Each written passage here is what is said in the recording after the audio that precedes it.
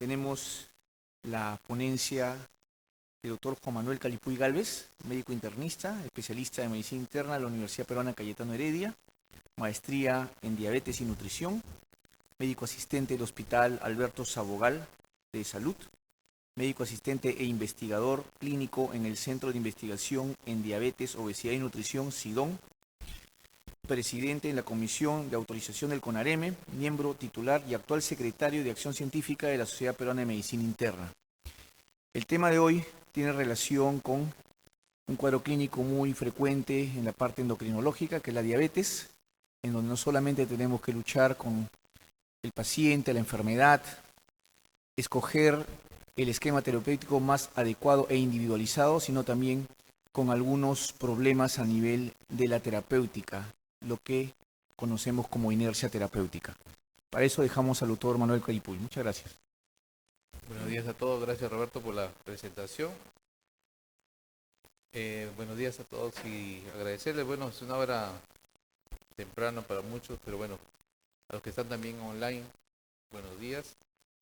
El día de hoy vamos a, en este bloque, agradecerle al doctor Segundo Seglén que me va a continuar con las ponencias en relación a, generamos este bloque porque es de mucha práctica para nosotros como médicos internistas, ¿no? Y voy a comenzar con la primera exposición en relación a lo que es inercia terapéutica en la administración de insulina y algunas indicaciones para su uso. Lo que tenemos claramente, aquí están mis conflictos de interés, no tengo ninguno actualmente con laboratorio. Lo que sí es, debemos remarcar, es el año pasado se publicó el 10º Atlas de la Federación Internacional de Diabetes y miren la cantidad de pacientes que tenemos diabéticos, son 537 millones de personas con diabetes en el mundo, y lo que tenemos que resaltar también es que esto se viene cada vez peor, ¿no? Para el año 2040 vamos a tener un incremento muy significativo de pacientes diabéticos, sobre todo en poblaciones de bajos ingresos económicos, como son África y Sudamérica. La prevalencia más o menos estimada es de 10.5% a nivel mundial. 1 de cada 10 adultos tiene diabetes y 3 de cada 4 viven en países de bajos y medianos ingresos, y eso significa un alto costo para el sistema de salud. 966 billones de dólares es el gasto en relación a lo que es gastos relacionados a diabetes o sus complicaciones, y lo que hay que tener en cuenta, miren, la mortalidad que ocasiona la diabetes y sus complicaciones, 6.7 millones de personas fallecieron en relación a esta enfermedad. Y esto que muestro acá es para resaltar algo que está presentándose el día a día, ¿no? En la hospitalización, en las emergencias, miren la población que fallece actualmente, 40% son menores de 60 años, es una población económicamente activa, es una población que tiene obviamente mucho de expectativa de vida según las cifras actuales, y hay que tener mucho en cuenta, y sabemos que la principal causa de muerte viene a ser la enfermedad cardiovascular. Entonces, ¿qué sabemos en relación al control glicémico? Sabemos que a mayor valor de hemoglobina glucosilada hay mayor presentación de complicaciones en general, tanto micro como macrooculares, y también sabemos del beneficio que significa reducir la hemoglobina glucosilada en 1%. Miren, se reducen complicaciones microvasculares y en menor proporción las complicaciones macrovasculares. Entonces, ¿cuál es la importancia del control glicémico? Nosotros tenemos que, sobre todo, manejar la parte sintomática del paciente, ¿no? Evitar la hiperglicemia sintomática es una obligación prácticamente actualmente, para que el paciente no esté con mucha sed, mucha poliuria, baja de peso. ¿Y por qué es importante también? Porque miren las reducciones que tenemos en relación a lo que es complicaciones, 50-76% en el DSCT, 25% en el UKPS 35%, y obviamente que vamos a tener mejores beneficios en relación a mayor nivel de hemoglobina glucosilada que tenga el paciente. Lo que sí todavía no está claro es qué hay respecto a las complicaciones macrovasculares. Todavía, si bien es cierto, las complicaciones microvasculares han sido reducidas, pero hay cierta incertidumbre en relación a esto. Ahora, ¿cuál es el problema para nuestros pacientes? Que los beneficios que vamos a tener en el control glicémico no se van a dar tan inmediato. Lastimosamente van a ir progresivamente, lentamente, y eso hace que a veces nosotros incluso nos confiemos en relación al beneficio de este control. ¿Y cómo estamos en control? El estudio NANES que ha sido publicado el año pasado, miren el último NANES en relación a lo que es control glicémico para el año del 99 al 2018, miren, en este periodo del 99 al 2002 encontramos 44% de control glicémico.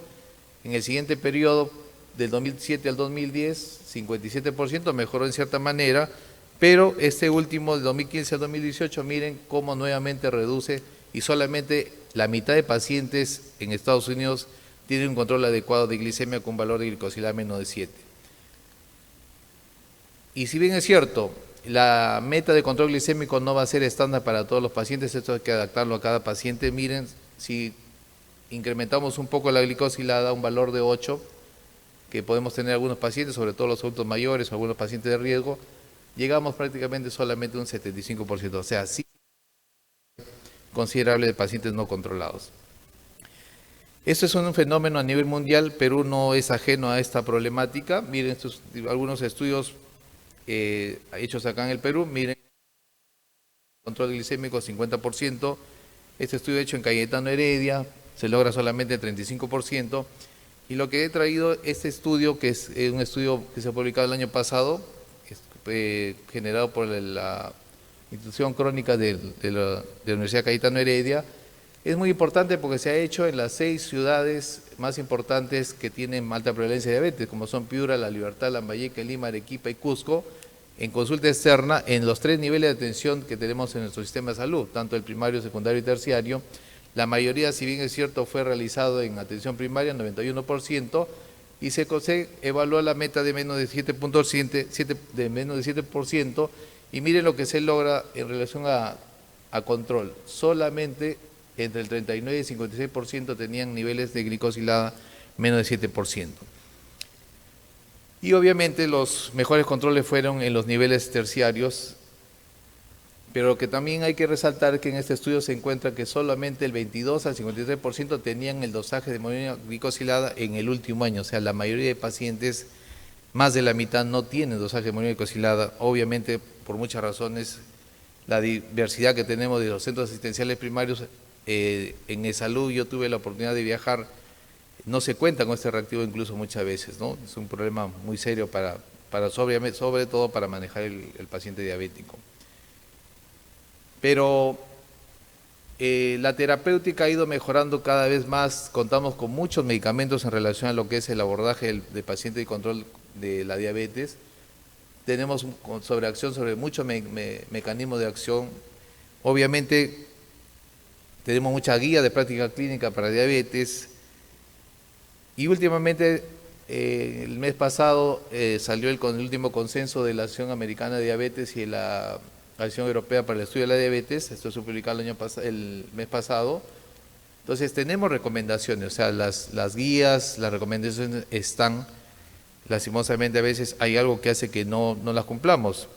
Y en ese sentido, el concepto básico que se tiene actualmente en relación al manejo de la diabetes es que el control glicémico tiene que ser centrado en el paciente, teniendo muchas variables, y una de las variables que tiene que ver con el manejo del plan terapéutico del paciente tiene que ser centrado en el paciente. ¿Por qué? Porque si bien es cierto, la diabetes es una enfermedad, pero no todos los fenotipos son iguales. Ahí tenemos diversidad, nuestra población es de esa manera, y cada paciente tiene que ser adecuado para el tratamiento específico. Lo que sí está claro es que la individualización y la terapia intensiva temprana se ha recomendado para llegar a lograr metas de glicosilada ideales para cada paciente. Ahora, en ese sentido de tratamiento, cuando hablamos del uso de insulina, ¿cuál es la ventaja de insulina? La insulina va a funcionar en cualquier nivel de hiperglicemia que tenga un paciente y es dosis dependiente.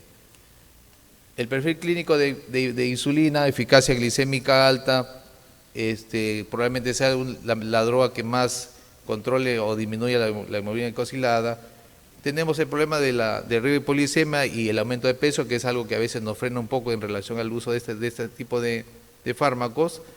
Y en relación a lo que es el perfil cardiorrenal es neutro, no hay ningún, por lo menos, beneficio demostrado, pero tampoco hay algún daño. Y obviamente que un parámetro que hay que tener en cuenta cuando usamos insulina es que es muy importante la educación y obviamente el autocontrol. Si no tenemos y garantizamos el autocontrol del paciente, obviamente se van a presentar algunos problemas, sobre todo la hipoglicemia. Y otro parámetro que hay que tener en cuenta para usar insulina es que hay que tratar de acondicionarlo a la respuesta fisiológica normal que tenemos por el páncreas en nuestros pacientes, ¿no? Entonces, ¿qué nos dice la guía en relación al uso de insulina en diabetes tipo 2? Obviamente todo paciente con hiperglicemia, con mal control metabólico, con glicosiladas por encima de 9 a 10%, con glucosa más de 300 miligramos, que estén asociados a síntomas o pérdida de peso, alguna descompensación aguda, ya sea por hospitalización, cirugía, enfermedad aguda, personas que tengan bajo de peso, como una manera de mejorar ese parámetro, crisis hiperglicémica, todo paciente con crisis hiperglicémica debe salir de alta con insulinoterapia, obviamente embarazo y fracaso sobre todo a terapia antidiabética oral, ¿no? En este último consenso publicado recientemente, ¿qué tenemos en relación a lo que es insulina? La recomendación es que debemos considerar antes de usar insulina el usar un análogo receptor de GLP-1 y obviamente el esquema que más se adapta para nuestra práctica diaria es comenzar con insulina basal e ir intensificando en relación a los controles, ¿no? Y lo que no debemos dejar es de suspender los medicamentos antidiabéticos que han demostrado obviamente un beneficio, sobre todo los beneficios de protección cardiorrenal, ¿no?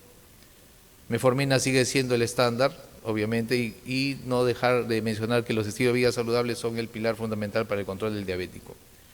Entonces, en ese sentido, cuando hablamos de uso de insulina, miren este estudio NANES que se publicó, miren el porcentaje de incremento de uso de insulina desde el 99 a 2018, solamente hay un incremento de 7.3% del uso de insulina. Lo bueno sí que si hablamos de drogas que tienen beneficio cardiovascular, miren de 0.6 a 7.1 los inhibidores de SGLT2, obviamente, y los análogos GLP-1, ¿no? Entonces, si bien es cierto, hay un cambio favorable para lo que es protección del paciente, pero una herramienta que es básica, sobre todo para nuestro sistema de salud, no se utiliza adecuadamente, ¿no? Entonces, llegamos al concepto de inercia terapéutica, que ya en el 2001 el doctor Lawrence nos decía que se define como la falta de inicio o intensificación del tratamiento cuando éste está indicado, y que la inercia viene determinado porque nosotros identificamos, ¿no? A veces nosotros sabemos que hay que modificar un tratamiento, pero por X motivo no se efectiviza. A veces hay unas variables que nos planteamos a veces controles de meta que no son los adecuados, como digo, a veces somos un poco más tolerantes. Y esto es importante, la inercia terapéutica, no solamente en diabetes, sino en el abordaje de todas las enfermedades crónicas, donde el tiempo de evolución es largo, obviamente va a significar una alta carga del sistema de salud el no controlarse, y la atención óptima de los pacientes no se va a lograr, por lo cual se pueden presentar algunas complicaciones. Y específicamente en diabetes, que tenemos que a pesar de no lograr niveles adecuados de hemoglobina glicosilada, no se intensifica el tratamiento. Más o menos 30-50% de esos pacientes van a experimentar niveles de glucosa subóptimos por lo largo de muchos años, y las causas son multifactoriales, no es una sola causa la que podemos evaluar y tratar, y esto se ha visto que aumenta las complicaciones de la diabetes y reduce la esperanza de vida de nuestros pacientes. Se dice por varios estudios que el pasar de antibiótico oral a uso de insulina puede retrasarse más o menos aproximadamente en 6 a 8 años. Entonces, ¿qué tenemos en relación a inercia terapéutica en diabetes? En relación a lo que es el problema del paciente, hay muchas variables, muchos factores que se han estudiado, ahí se menciona la mayoría de ellos. El paciente lógicamente a veces se niega a reconocer su enfermedad, no sabe la naturaleza del mismo, no sabe que es una enfermedad que progresa, asume costos que refiere que significativamente son para nuestro sistema de salud obviamente muy importantes. También dice que no hay falta de apoyo familiar, falta de recursos, no le tiene confianza a veces al médico, porque a veces cometemos el error de asustar al paciente y decirle te voy a aplicar insulina, ¿no? De una manera como que estuviéramos produciendo algún castigo. Pero también de nuestra parte, si bien es cierto, probablemente muchos de nosotros tengamos a nuestros pacientes controlados, pero ponemos mucho en el sobrepeso, el riesgo, ¿no? ¿Y cuál es el principal factor de riesgo? La hipoglicemia, obviamente es el principal factor de riesgo que hace que uno tenga cierta limitación al uso de insulina. El tener mucha comorbilidad también hace que nosotros sopesemos en la polifarmacia, obviamente, falta de recursos, no tenemos los altos costos de los medicamentos también, pero también tenemos insulinas en nuestro sistema de salud que son muy cómodas, pero no tenemos el soporte. Nos falta el tiempo para poder educar a los pacientes y mejor que un paciente mal educado es mejor no administrar la insulina. A veces asumimos eso y obviamente disminuimos el uso de la insulina. Este es un estudio que el doctor Pinto ayer lo presentó también en su presentación. Bueno, solamente remarcar que el demorarse, como dice, un año en el intensificar el tratamiento, miren lo que ocasiona después de 5 años, ¿no? Presentaciones de comorbilidades como infarto, stroke, insuficiencia cardíaca y eventos cardiovasculares compuestos. Obviamente eso ya está demostrado, este es un estudio en el Reino Unido. Y lo que tenemos que tener claro es que nuestro objetivo no solamente es controlar la glicemia. Debemos utilizar cada vez más fármacos con protección cardiorrenal, controlar, no olvidarse el peso y manejar estrictamente lo que es el riesgo cardiovascular en nuestros pacientes. ¿Por qué? Porque ya se ha demostrado, este es un estudio muy clásico, el Steno 2, que el manejar el paciente de una manera multifactorial reduce significativamente, miren, casi 59% de los eventos cardiovasculares a lo largo incluso posterior al estudio, ¿no? Más de 13 años. Para concluir, vamos a mencionar que la diabetes mellitus es un problema de salud global. A pesar que contamos con diversos medicamentos antidiabéticos, el control de hemoglobina glicosilada sigue siendo insuficiente. El inicio de insulina en pacientes no controlados se ha retrasado significativamente, muchas variables de por medio. La inercia terapéutica es compleja, multifactorial, no existe una variable que podamos manejar y poder decir vamos a mejorar con eso, es multifactorial. Son variables del paciente, son variables del profesional de salud, pero también hay que incluir también las variables de lo que es el sistema de salud, que a veces juega en contra de nosotros. Educar a un paciente para el uso de insulina en 10 o 12 minutos que nos brinda el sistema de salud es casi imposible. Eso ya está demostrado que si las consultas duran menos de 10 minutos, definitivamente no va a haber adherencia al tratamiento con insulina. En promedio más o menos se logra con consultas entre 15 a 20 minutos y bueno, lastimosamente es parte del sistema que no lo podemos cambiar. Que repercute eso en reducir complicaciones, sí está demostrado, y que el control metabólico de un paciente diabético implica mucho más que lograr un objetivo de glicosilada, sino que el manejo global del paciente, centrado en el paciente y obviamente reducción de todos los factores de riesgo asociados. Y simplemente para ponernos a reflexionar y nos hacemos esta pregunta, ¿no? ¿Qué efecto tendrán tantas guías, ¿no? O sea, tenemos diversas guías, diversos, hasta la guía peruana creo que existe de diabetes. ¿Cuál es el resultado de esa guía? O sea, ¿qué nos vamos a llevar de este congreso? La idea es que probablemente, como digo, una de las variables que implican mucho en disminuir la inercia terapéutica es la educación del profesional de salud. Definitivamente el profesional que asiste a los congresos, que está constantemente capacitado, educado, su porcentaje de inercia terapéutica probablemente sea mínima. Porque debemos saber que la evidencia clínica y las recomendaciones de los expertos por sí solas no van a hacer que mejore la calidad de vida de nuestros pacientes. Y simplemente termino con un mensaje de este consenso que se ha publicado el mes pasado, donde simplemente dice make it work. Muchas gracias.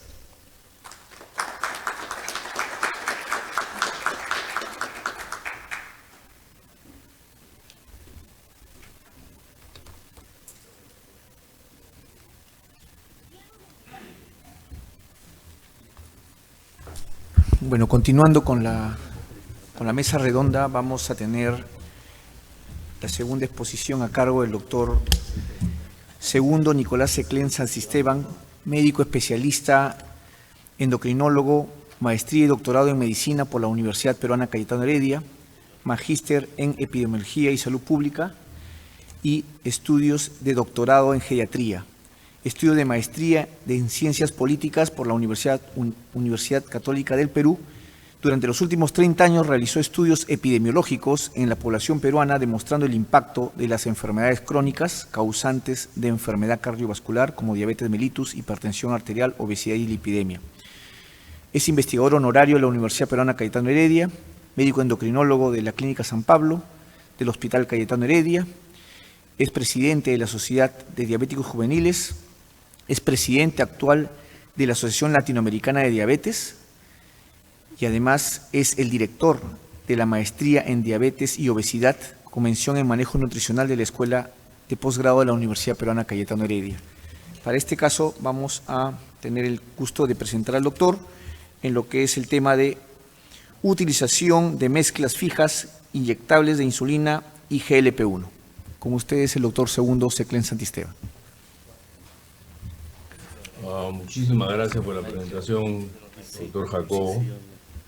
Para mí realmente un gran placer y un gran honor participar en esta mesa redonda. No sé si me están oyendo. No sé si estoy llegando bien al auditorio con el sonido.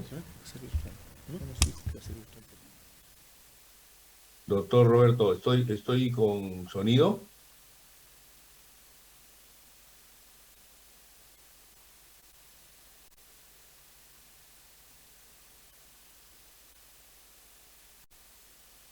Sí, doctor, sí se lo oye. Ya, muchas gracias.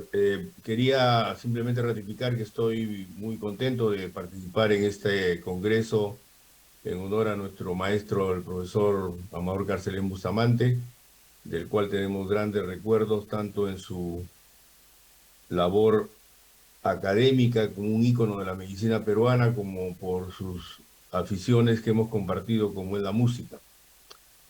Quiero, en ese sentido, agradecer al comité organizador que ha tenido a bien invitarme a participar en esta mesa redonda, y quiero empezar presentando un tema que me parece muy importante porque es un tema relativamente nuevo, que es la utilización de inyectables fijos, combinando la insulina con los análogos de los receptores GLP-1, que realmente es una mezcla inyectable que actualmente está tratando de conseguir su colocación dentro de las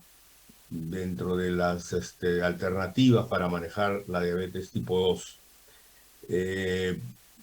Comienzo enfatizando de que actualmente las metas de control glicémico en diabetes han sido muy perfeccionadas. En estos momentos ya tenemos parámetros que son importantes de seguir para poder decir que un paciente está bien controlado desde el punto de vista de la glicemia. Por un lado, la hemoglobina glicosilada, que como todos sabemos da un horizonte de 3 meses en el manejo del paciente previamente. Tenemos la glucosa en ayunas que no debe de sobrepasar los 130 miligramos por decilitro. El audio. Tenemos la glucosa postprandial, que se mide generalmente 1 hora o 2 horas después de cualquier alimento y que no debería de estar por encima de 140. Y finalmente tenemos estos dos últimos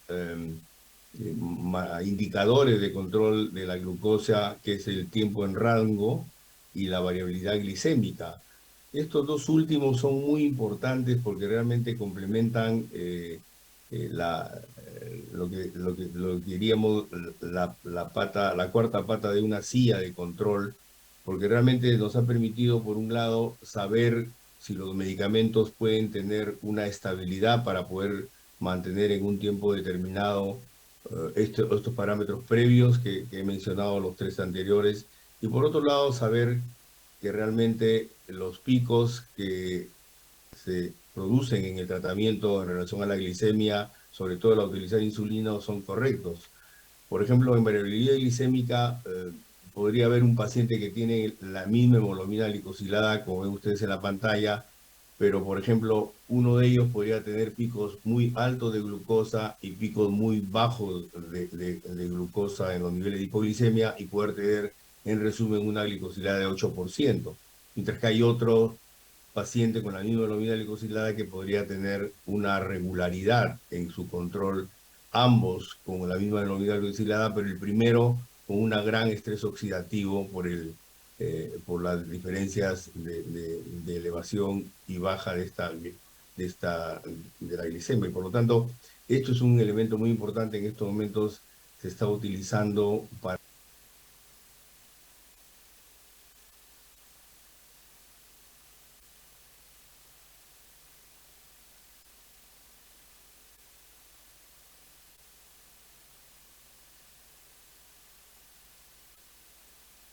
monitor continuo de glucosa que creo yo en un próximo tiempo va a ser utilizado también por diabéticos tipo 2 como parámetros importantes para el control de la enfermedad.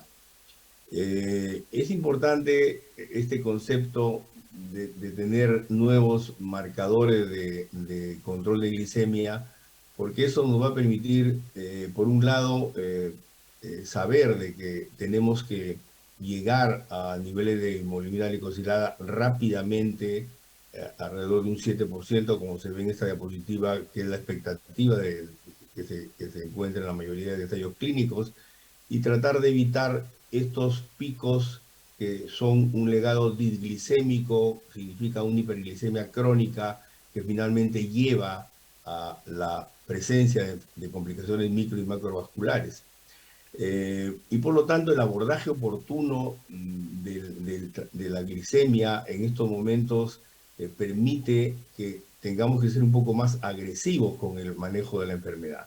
No, los objetivos glicémicos deberían alcanzarse tempranamente, tanto la glicosilada, la glucosa en ayunas, la postprandial, como el tiempo en rango y la variabilidad glicémica, porque va a permitir que tempranamente podamos reducir el riesgo de tener complicaciones y por lo tanto este esquema inicial de tradicional por pasos en el cual se pasaba de dieta y ejercicio a monoterapia, terapia combinada y finalmente después de muchos años llegar a insulina, está reemplazándose actualmente en las tendencias de la guía de guías a utilizar terapias combinadas en el cual se logra más rápidamente tener una hemoglobina glicosilada en tiempo temprano con un enfoque de combinación temprana que permite tener en el primero 6 meses al año como máximo la hemoglobina glicosilada en rango para poder decir que es un paciente que está correctamente controlado. Y el ejemplo más claro es el UCA-PDS, que todos los internistas y endocrinólogos lo tienen como un ejemplo de cómo cuando se comienza desde un principio con una terapia intensiva, en este caso el botón amarillo, tiene una bajada rápida de la hemoglobina glicosilada a diferencia de la terapia convencional, y esto permite diferenciar desde un principio las curvas y finalmente un seguimiento de 10 años, como se ve en el lado derecho, permite que a los 10 años se tenga en los pacientes que tienen una caída rápida de la glucosilada en el tratamiento intensivo, un adecuado control mejor de la mortalidad y una menor cantidad de infarto de miocardio. O sea que desde un principio el legado metabólico, que significa bajar rápidamente la hemoglobina glicosilada, permite que el paciente pueda tener en el futuro la posibilidad de no tener complicaciones serias. En los actuales momentos creo que tenemos el lujo de tener una serie de medicamentos para la diabetes que realmente tienen la particularidad de tener una buena eficacia, o sea que reducen muy bien la hemoglobina glicosilada, son medicamentos seguros porque previenen la hipoglicemia y además en los últimos 10 años han aparecido medicamentos como los inhibidores de GLT2 y los análogos de GLP-1 que dan protección cardiovascular y renal al paciente que lo utiliza. Y por lo tanto, en esa perspectiva, la intensificación del tratamiento de la diabetes debe de seguir un curso rápido, ¿no? Dentro de los 3 a 6 meses de aplicar un tratamiento, debería el paciente de llegar a una glicosilada en rango y la insulina, que antes era realmente una especie de medicamento que se dejaba a último momento o a última instancia, está también considerado como un medicamento que puede utilizarse tempranamente. Quiere decir que la intensificación es el camino correcto para poder lograr que los pacientes puedan en un lapso de 3 a 6 meses tener metas que puedan garantizar el futuro y evitar complicaciones. En ese sentido, lo que dijo el doctor Calipuy es muy importante, ¿no? El control, la utilización de la insulina tempranamente está bien especificada en la mayoría de guías. Este es un resumen de la Asociación Americana de Endocrinólogos Clínicos, en el cual se puede utilizar rápidamente cuando un paciente tiene una glicosilada mayor de 9%, y sobre todo si está sintomático, puede utilizarse, por ejemplo, cuando hay 2 o 3 agentes que no logran el control, y puede utilizarse agregando como monoterapia o terapia dual, como insulina basal. Sin embargo, esta utilización de la insulina, sobre todo basal, tiene en algunos casos, la desventaja de producir lo que llamamos una hiperglicemia residual, en el cual uno podría encontrar, utilizando insulina, una glucosa en ayunas normal, pero una hemoglobina glicosilada que todavía no está en rango. Estos estudios, en estos 3 eh, platos, demuestra cómo en ensayos clínicos, en estudios observacionales y en el registro de historias clínicas, en la parte amarilla hay porcentajes de pacientes que utilizando insulina no logran controlar tanto la glucosa en ayunas como la postprandial, y en amarillo está el porcentaje que quedan pacientes utilizando la insulina como monoterapia. Y ante esta alternativa, ante esta situación, denominada hipoglicemia residual, la ADA recomienda desde hace pues 4 años que se utilicen medicamentos que puedan tener una mejor performance en cuanto a efectividad, y puede utilizarse en situaciones en las cuales los niveles de hemoglobina glicosilada están 1,5 o 2% por encima del blanco que uno establece siempre en un paciente con diabetes.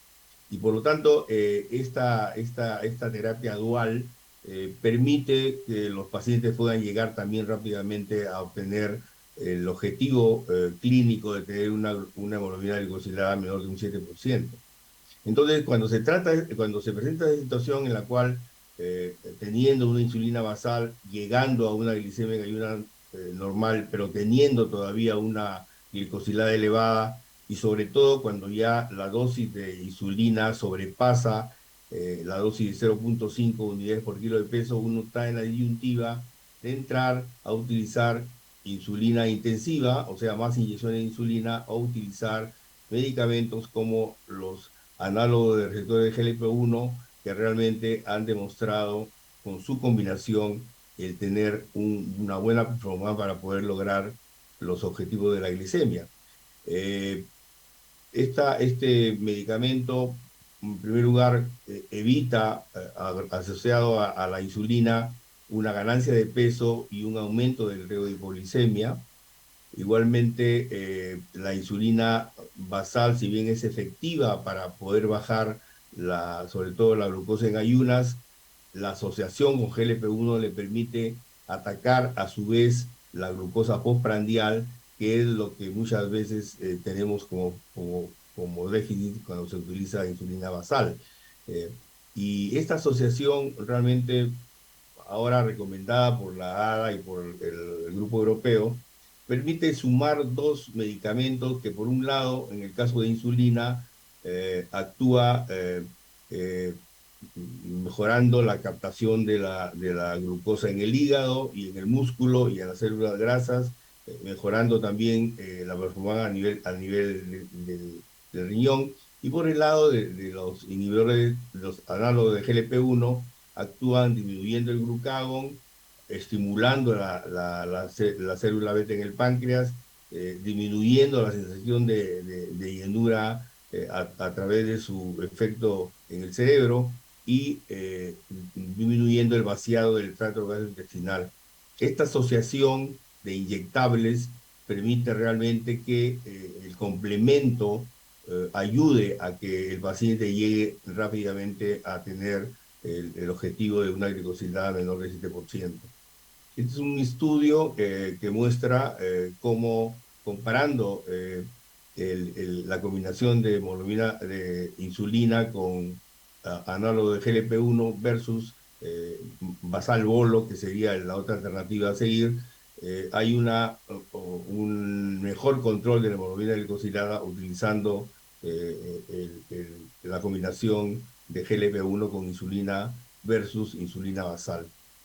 En el mercado existe, en el Perú por lo menos, una, una combinación ya aprobada por los organismos peruanos como el IGMIT, que es la insulina mezclada, la glargina con la lisixenatida, en el cual eh, se utiliza y ya está en el mercado para ser utilizado, eh, pero igualmente en la literatura, todavía no está en el mercado nuestro, hay una combinación también de insulina degludec con liraglutide, que es la otra mecanismo mediante el cual se presenta estos medicamentos para su utilización en el paciente con diabetes. Es importante remarcar que la dosis de los análogos de GLP-1 está muy relacionada a la dosis que se utiliza de insulina y tiene que ser individualizada, evidentemente, como una respuesta clínica en relación a cada persona. Eh, la actual recomendación o guía de la Sociedad Europea y la Sociedad Americana ya indica, ya sugiere la necesidad de que se puedan utilizar este tipo de medicamentos combinados, ya que sabemos que en general las monoterapias raramente exceden el 1% de la caída de glicosilada, y la asociación de medicamentos como el que estamos mencionando puede llegar a tener una efectividad de bajar la glicosilada de 1,5 a 2%. Y por lo tanto, esta combinación es una combinación nueva que está tratando de conseguir un sitio en el manejo de los pacientes, porque además de que tiene una buena efectividad, permite que el paciente pierda peso y tenga menos cuadro de hipoglicemia, como sucede, como todos sabemos, en los regímenes intensivos con insulina, en el cual la ganancia de peso y la hipoglicemia son cuadros bastante frecuentes. Este es un estudio denominado Lixilan O, en el cual también comparan la utilización de esta mezcla de lixisenatida con glargina versus glargina y lixisenatida sola, en el cual demuestran que a la semana 30 de utilización, de utilizar esta combinación, comparado con los glargina y lixisenatida solo, llegan a una hemoglobina glicosilada correcta, pero a la semana 30 misma solamente un 75% de pacientes llegan a tener una glicosilada de menos 7% comparada con una cifra menor que lo obtiene glargina y lisixenatida. O sea que esta combinación es superior para lograr en las 30 semanas el objetivo de una glicosilada de 7%. Y como ven en el esquema de abajo, la caída de glucosa es mucho más potente cuando se utiliza la combinación glargina-lisicilatida comparada con glargina sola y más aún con lisicilatida sola. Igualmente, el beneficio, que es un beneficio muy importante de utilizar esta combinación, favorece sobre todo la caída de la glucosa postprandial como el efecto importante que puede suplir cuando se utiliza solo insulina en bolo. Y lo mismo la caída de peso, ¿no? Con la insulinatida, si bien es cierto, hay una caída mucho mayor porque es un medicamento que tiene esa característica como mecanismo de clase. En el caso de la combinación hay una caída menor y no hay un aumento como cuando se utiliza insulina sola. Estos son otros estudios que complementan lo que les estoy mencionando. Este estudio Lixilan L demuestra cómo la combinación en morado permite llegar a una hemoglobina glicosilada a las 30 semanas comparado con glargina solo. En este otro estudio Lixilan O, que es el que hemos mencionado anteriormente, igualmente se encuentra que el porcentaje de pacientes que llegan en esta combinación es mucho mayor que cuando se utiliza de manera como terapia. Y esto es muy importante porque el componente de tener una adecuada control de todos los parámetros, o sea, glucosa, ayunas, glucosa postprandial y hemoglobina glicosilada, se obtiene mucho mejor en pacientes que utilizan esta combinación Iglar-Lixi comparado con las monoterapias que estamos viendo en la pantalla. Una cosa interesante es que independientemente de la caída de hemoglobina glicosilada que ya hemos demostrado en las anteriores diapositivas, hay una caída también importante en el peso que se ve acá en esta diapositiva, en el cual la caída del peso y de la hipoglicemia es muy importante al utilizar sobre todo esta combinación de Lixilan en los ensayos clínicos que están ahí descritos. En resumen, las consideraciones prácticas de iniciar estos medicamentos inyectables a dosis fija están avaladas por la guía de la ADA y la Sociedad Europea como un elemento importante para intensificar el tratamiento utilizando esta combinación. Igualmente, el manejo de este grupo de medicamentos es recomendado para optimizar el control de la glicemia, sobre todo cuando no se tiene un control de la glucosa postprandial, y evidentemente la educación para el paciente que no utiliza inyectables es una cosa muy importante para lograr un éxito en su utilización.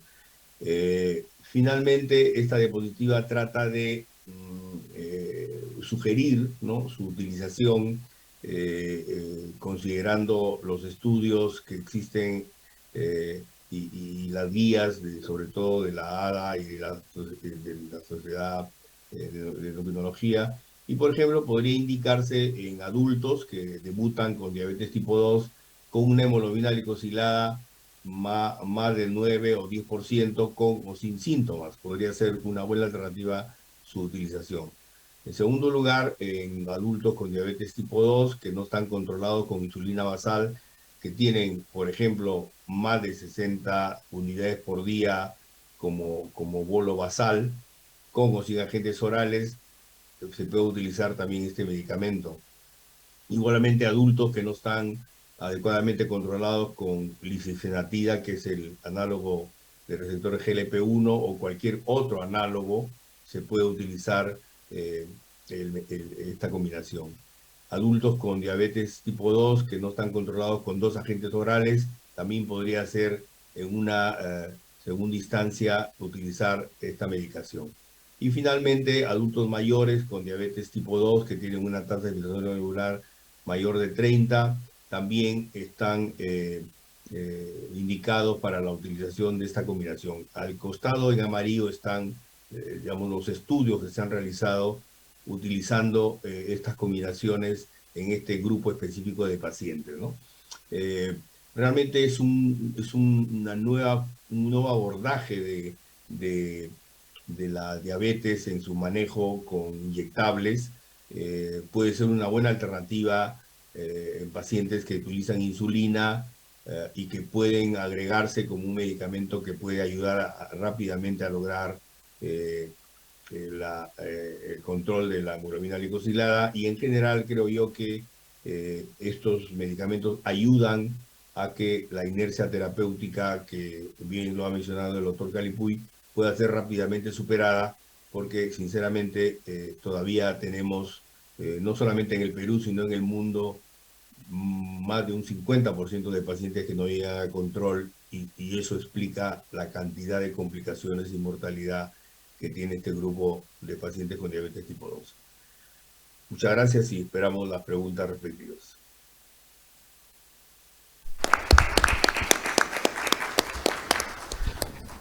Muchas gracias al doctor Segundo Seclé por su disertación acerca de utilización de mezclas fijas inyectables de insulina y GLP-1. A continuación voy a tener el grato honor de presentar al doctor Miguel Pinto Valdivia. Él es médico cirujano en la Universidad Nacional San Agustín de Arequipa, especialista en endocrinología en la Universidad Peruana Cayetano Heredia, con una pasantía en la unidad de pie diabético del Hospital Clínica San Carlos en Madrid. maestría en epidemiología clínica en la Universidad Peruana Cayetano Heredia, pasantía en el Laboratorio de Inmunogenética de la Universidad de Turku en Finlandia, miembro del Colegio Americano de Endocrinología, expresidente de la Asociación de Diabetes del Perú, ADIPER, y labora en la Clínica Delgado. El doctor Miguel Pinto Valdivia va a disertar el tema titulación de insulina en la consulta ambulatoria. Bienvenido, doctor. Muy buenos días. En primer lugar, agradecer al comité organizador, al comité científico de la Sociedad Peruana de Medicina Interna por la invitación y sobre todo a todos ustedes por estar acá hoy tan temprano en la mañana. El tema que me ha tocado discutir a lo largo de los siguientes 25 minutos es acerca de la titulación de la insulina en la consulta ambulatoria, un tema que necesitamos conocer todos por la alta frecuencia de necesitar controlar mejor a nuestros pacientes diabéticos tipo 2, tanto en la consulta como en las salas de hospitalización. Entonces, como ya mencionó el doctor, el título de la charla es Titulación de insulina en la consulta ambulatoria. Quiero empezar el día de hoy con un caso práctico, comentarles los datos de uno de mis pacientes, mientras que resolvemos los problemas. No tengo sonido. El paciente que quiero discutir con ustedes es un paciente que todos nosotros vemos en los consultorios, en las clínicas, en nuestra práctica privada. Es el señor Gregorio, es un paciente de 61 años de edad que viene con un tiempo de enfermedad de 5 años. Sé que todavía falta, les comento, y que además tiene el antecedente familiar de la diabetes tipo 2. Este paciente tiene como antecedentes personales un paciente sedentario, camina poco, no hace ejercicio, además de eso tiene una dieta irregular. No fuma felizmente y tampoco bebe alcohol. Okay. Mientras que traen el iliotocrable, les sigo comentando, es un paciente que tiene otras comorbilidades, también es hipertenso, toma irbesartán una vez por día y también es un paciente que tiene dislipidemia, por lo cual recibe atorvastatina. Felizmente este paciente no tiene ninguna otra complicación microvascular de la diabetes, ni tampoco tiene el antecedente de enfermedad cardiovascular. Como ustedes bien recuerdan, de la práctica diaria, la mayoría de nuestros pacientes vienen así. Entonces el señor Gregorio llega a la consulta con esa historia, lo examinamos, encontramos una presión arterial normal, un peso de 78 kilos y lo que nos hace un índice de masa corporal de 28.6 más o menos. Recuerden, hipertenso, dislipidemia, diabético, tiene sobrepeso y como un buen número de nuestros pacientes llega con una terapia combinada. La terapia combinada más frecuente en la práctica de los hospitales del MINSA y de salud es la metformina con una sulfoniluria. Ya saben bien que es por temas de costos.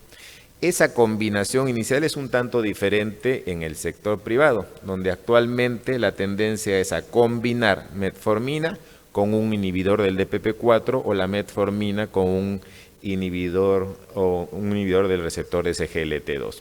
El paciente llega con una combinación de metformina con glimepiride, ambos medicamentos a dosis máximas. Metformina 2 gramos por día, 1 gramo cada 12 horas, y la glimepirida de 2 miligramos cada 12 horas. Me parece que la conexión más de la atorvastatina y el irbesartán que ya les mencioné. Entonces, como usualmente hacemos, le pedimos a...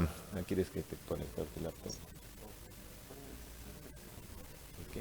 No, a sacar el cable. No, a sacar el cable. Sí, gracias.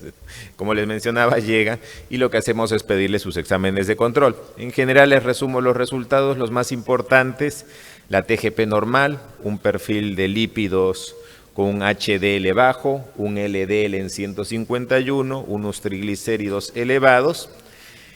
una glucosa en ayunas en el momento de la evaluación en 212 y una hemoglobina glicosilada en 11.2.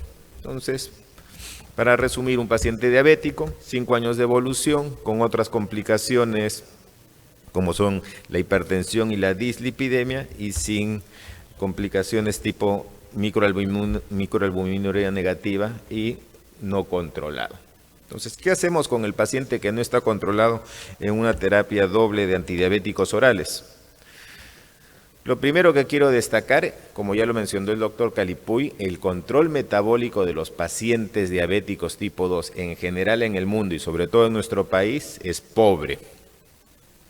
En nuestro país, entre el 40 y el 60% de los pacientes evaluados en el Ministerio de Salud y en algunos hospitales del MINSA no logran el valor de hemoglobina glicosilada del menos del 7%, como ya lo mencionó el doctor Calipuy. Y la hemoglobina glicosilada promedio del paciente que se atiende en el sector público es de alrededor entre el 8 y 9%. Y como ya también lo mencionó el doctor Calipuy, esta epidemia de diabetes tipo 2 tiene otro lado tétrico. En los hospitales del ministerio, el 30% de los pacientes nunca ha tenido una evaluación de hemoglobina glicosilada. Y en el estudio del doctor Calderón, del proyecto FREDI de la DIPER, solamente el 3% de las instituciones de salud de nuestro país cuentan con la tecnología para realizar un dosaje de hemoglobina glicosilada. Entonces pueden ver acá en esta tabla los principales resultados de control metabólico. Y el otro dato interesante es que en este momento 1 de cada 3 pacientes que se atienden en nuestros hospitales va a requerir insulina. Pueden ver en la tabla cómo esta insulina, sobre todo basal, viene combinada con la metformina en la mayoría de casos e inclusive con metformina más sulfoniluria. Y eso refleja lo que dice el MINSA.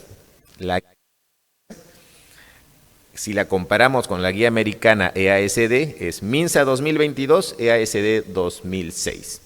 Lo que dice la guía del MINSA: metformina, si no controla, combina con una sulfoniluria como la glibenclamida, y si no controla, agrega la insulina NPH. Y no solo eso, sino que el paciente que se le indica la insulina es el peor controlado.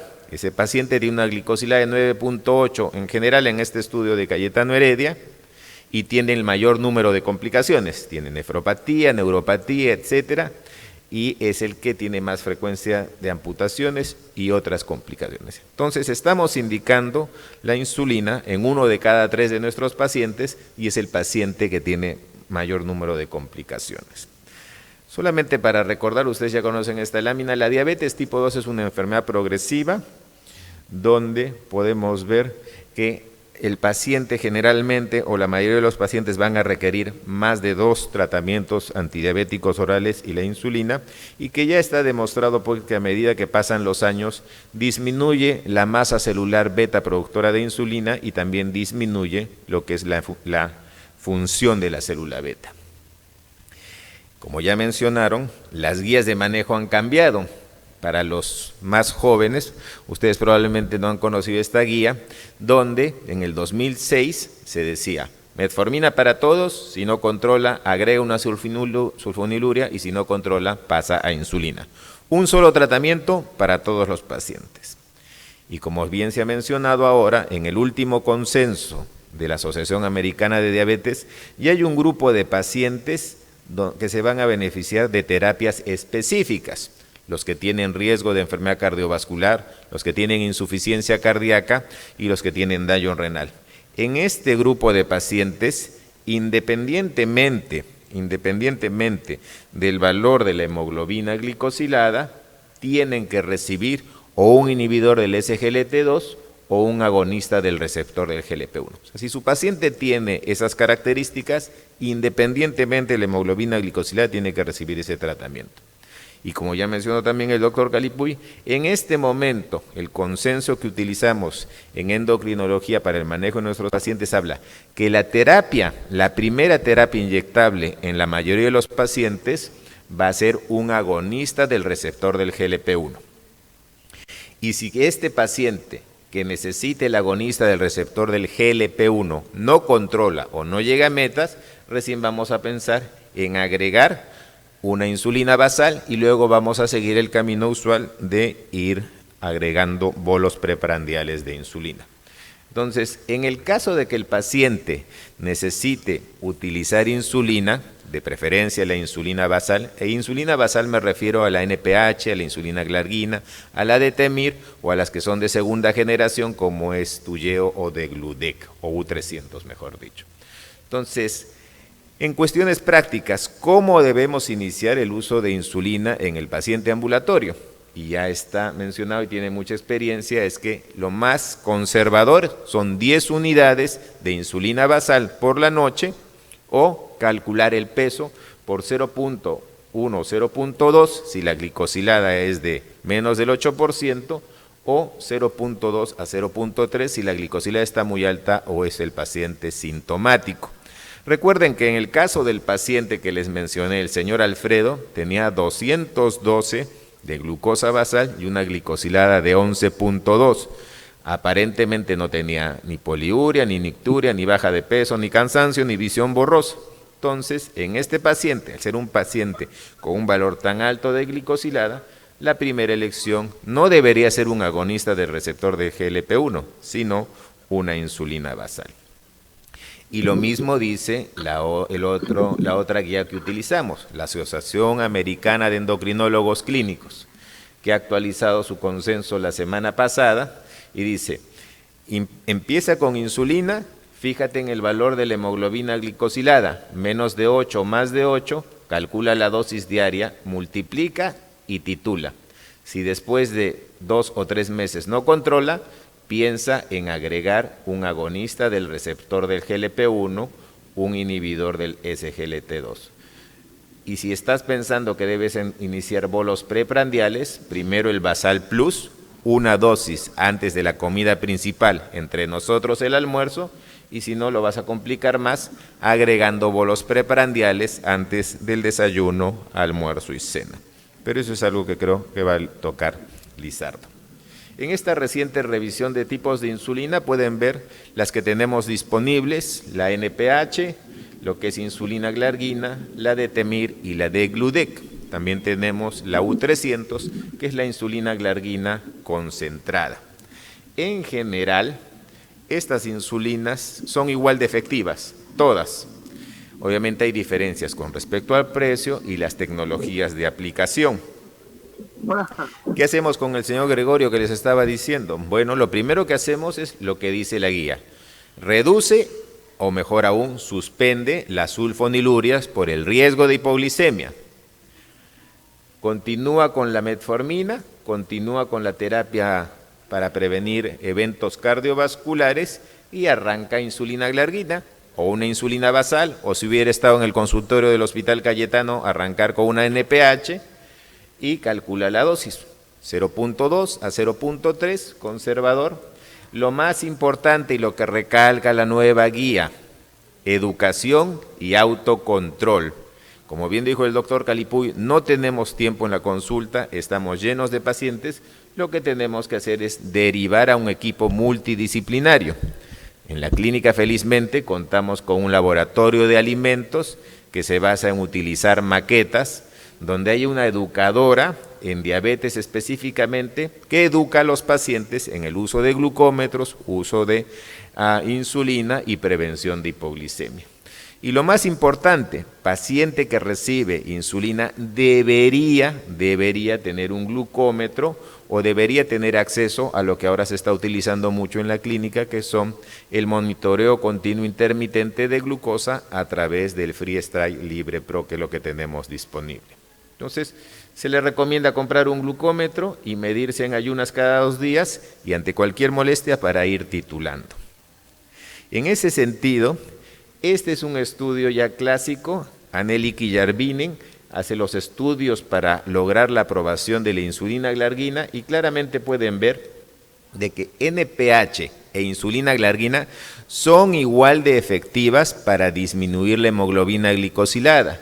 La diferencia es el riesgo de hipoglicemias, sobre todo las hipoglicemias nocturnas. Quiere decir que tenemos que utilizar lo que tenemos a la mano. Muchos de nosotros trabajábamos en la mañana en un hospital donde teníamos disponible NPH y de repente en la tarde en la clínica tenemos disponible la insulina glargina. Ambas son efectivas, ambas se inician de manera similar, ambas se titulan de manera similar. La diferencia es menor riesgo de hipoglicemias con la insulina NPH. Y lo mismo sucede con las nuevas insulinas. Perdón, eso es lo que les mencionaba. Insulina NPH, insulina glargina, y vean cómo la insulina glargina no tiene esos picos, menor riesgo de hipoglicemia. Entonces, ¿cómo deberíamos decirle al señor Gregorio que titule su dosis? Entonces, el clásico esquema es el treat to target, que es el que se utilizó para la aprobación de la insulina glargina. Fíjese, el objetivo es entre 100 y 130 en ayunas. Primero controlar en ayunas, decirle al paciente que no se mida cada rato porque va a ver después de comer algo con arroz, con algún carbohidrato, se le va a elevar mucho, se va a asustar y le van a decir que se ponga bolos de corrección, esa no es la intención. Lo primero que tenemos que hacer es controlar la glucosa en ayunas y luego de acuerdo a esta tabla ir subiendo de 2 en 2. Generalmente en nuestro caso la titulación tiene que ser conservadora, de repente cada 2 o 3 veces a la semana y de acuerdo a estos objetivos. Cada 3 días sacar un promedio, si ese promedio está en estos rangos, subir 2 o bajar 2. Pero debe haber una titulación. Por otro lado hay que tener en cuenta que a veces nos da miedo o nos complica titular a un paciente. A nadie le gusta que lo estén llamando a cada rato para decirle, doctor, salió 153, ¿cuántas unidades subo? Al día siguiente, doctor, salió tanto, ¿cuántas unidades subo? Entonces, lo que se hace, a veces para evitar eso y por inercia, utilizamos de manera excesiva la insulina basal. Y eso tampoco es correcto, porque si subimos mucho la insulina basal, y estos son los criterios, cuando utilizamos más de 0.5 unidades por kilogramo por día, cuando no controlamos la postprandial, cuando a pesar de esta dosis elevada de insulina basal, la glicosilada está alta, cuando este índice nos sale más de 50, tenemos riesgo de hipoglicemia y tenemos mucha ganancia de peso. En algún momento, este paciente que está recibiendo una dosis alta de insulina, va a comer algo, no va a comer algo que no le gusta, va a hacer mucho ejercicio y va a hacer una hipoglicemia.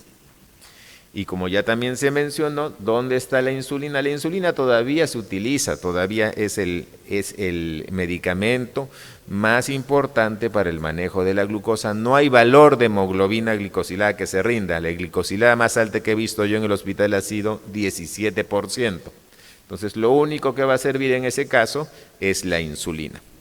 Y como les mencioné, iniciar con una dosis basal, continuar con el resto de terapias. Si el paciente, porque tiene daño renal, está recibiendo un inhibidor del SGLT2, tiene que continuar. Lo que debemos hacer es reducir sobre todo las sulfonilurias. Y como van a ver más adelante, podemos ir complicando y complementando la terapia con los bolos preprandiales. Entonces, el señor Gregorio regresa, está tomando su metformina, ha titulado la insulina glargina a 30 unidades y también ha iniciado bolos antes del almuerzo porque es su comida principal y utiliza una insulina de acción rápida, moderna, como es la insulina Lispro. A veces en el hospital solamente tenemos disponible la insulina rápida, sin embargo la insulina rápida o el Humulin R hay que tener cuidado por el tiempo de vida media de este medicamento, que también aumenta el riesgo de hipoglicemia. A diferencia de estos análogos de acción rápida, que inician su acción a los 15 minutos y que el efecto solamente dura 2 horas. Entonces el paciente, el señor Gregorio, se pone esta dosis de insulina 15 minutos antes del almuerzo y a las 3 o 4 de la tarde ya no tiene mayor riesgo de hipoglicemia. Ha mejorado su control, la hemoglobina glicosilada ha disminuido, su glucosa en ayunas ya está controlado, ha ganado peso obviamente porque ya está mejor controlado y está utilizando este tipo de insulinas, no ha hecho hipoglicemias porque son insulinas modernas y el plan es, como mencionó el doctor Seclén, pasar a otro esquema de tratamiento que le facilite las cosas, disminuye el riesgo de hipoglicemia y no gane peso. Ese otro esquema son los agonistas del receptor del GLP-1, que ahora también tenemos disponible en nuestro país, que vienen en combinaciones fijas. En la práctica clínica hasta hace un mes teníamos muchos pacientes que recibían en la mañana liraglutida y en la noche recibían un incon de una insulina basal como la glargina y continuaban con la metformina. Ahora, las combinaciones fijas reducen el número de incones. En conclusión, la diabetes tipo 2, como bien saben, es una enfermedad crónica. La mayoría de nuestros pacientes lamentablemente no van a alcanzar un buen control metabólico, expresado en la proporción de pacientes que alcanzan una hemoglobina menos del 7%, al menos 1 de cada 3 de nuestros pacientes que veamos en la consulta va a necesitar insulina. De acuerdo a las guías más actuales, el primer inyectable de elección es el agonista del receptor del GLP-1. Sin embargo, algunos pacientes van a requerir insulina, y ya lo dijo el doctor Calipuy. Glucosa basal en ayunas más de 300, glicosilada más de 9, o por arriba del 1 o el 1.5 del objetivo del paciente. Si está sintomático, nicturia, poliuria, baja de peso. Si tiene una enfermedad intercurrente, una infección, un infarto, una quemadura, si está hospitalizado o si tiene una crisis hiperglicémica. Por otro lado, siempre iniciar con un bolo basal. Ya les mencioné las opciones que tenemos y cuáles son sus ventajas. Todas las basales son igual de efectivas. Las más modernas, los análogos de primera y segunda generación tienen menor riesgo de hipoglicemia, pero en general todas son efectivas. Recuerden que la insulinoterapia siempre está asociada a ganancia de peso y riesgo de hipoglicemia, y en algunos casos, felizmente los menos, vamos a necesitar agregar bolos preprandiales. Nuevamente muchas gracias por la invitación y disculpen los problemas técnicos. Muchas gracias al doctor Miguel Pinto Valdivia. A continuación invitamos al doctor Harold Lizardo Torres Aparcana. El doctor es médico endocrinólogo de la Clínica San Felipe, profesor invitado de pre y posgrado en la Universidad Nacional Mayor de San Marcos y la Universidad San Martín de Porres, miembro del staff de la Clínica San Felipe, graduado en la Facultad de Medicina de San Fernando de la Universidad Nacional Mayor de San Marcos, realizó la especialidad de endocrinología en la sede docente del Hospital 2 de Mayo, magíster en epidemiología de la Universidad de San Marcos y miembro de la Sociedad Endocrina y la Asociación Americana de Endocrinólogos Clínicos, Sociedad Peruana de Endocrinología y otras sociedades médicas y científicas del Perú. El doctor Harold Lizardo Torres Aparcana va a disertar el tema insulinoterapia intensiva, esquema basal bolo versus insulina escala móvil. Bienvenido y adelante, doctor. ¿Qué tal? Muy buenos días. Muchas gracias por la invitación a la Sociedad Peruana de Medicina Interna. Es para mí también un gusto estar acá y haber compartido, estar compartiendo, la mesa con distinguidos colegas. Voy a vamos a ver, creo que solamente es cuestión de...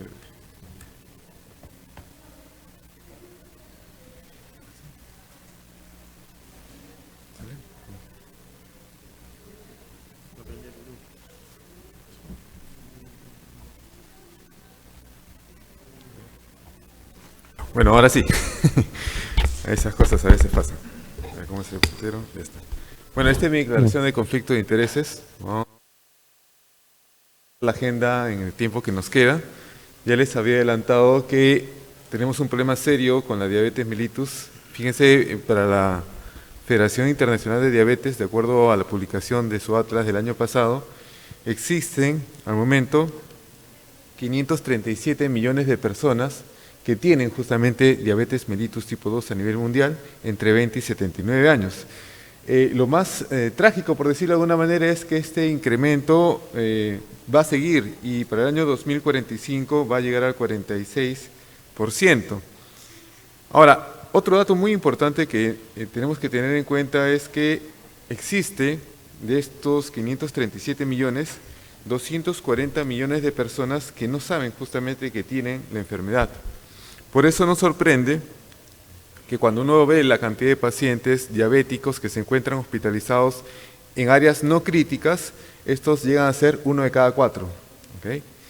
Adicionalmente, vamos a ver que existe un 12 a 25% de pacientes hospitalizados que van a presentar hiperglicemia, definido por una glucosa por encima de 140 miligramos por decilitro.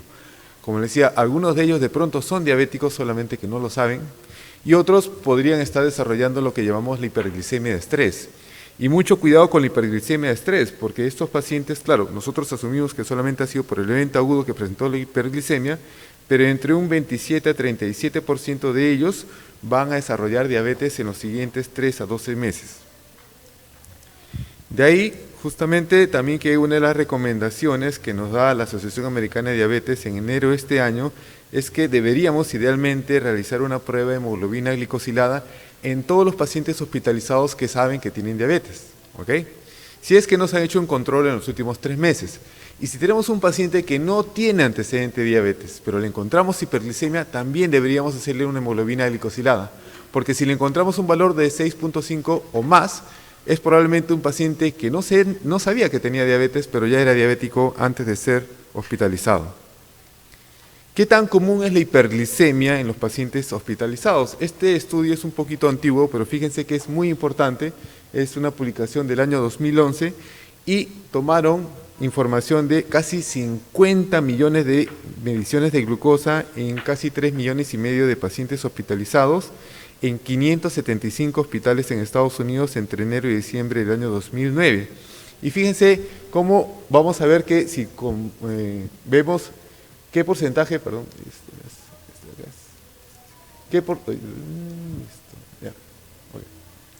qué porcentaje de los pacientes en estado crítico y en salas no críticas tienen valores por encima de 180, esto está más o menos en la tercera parte, estamos hablando del 32%.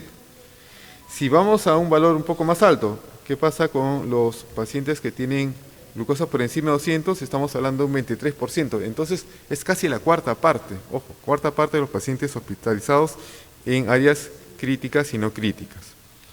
Los diabéticos, sabemos, tienen mayor riesgo de hospitalización.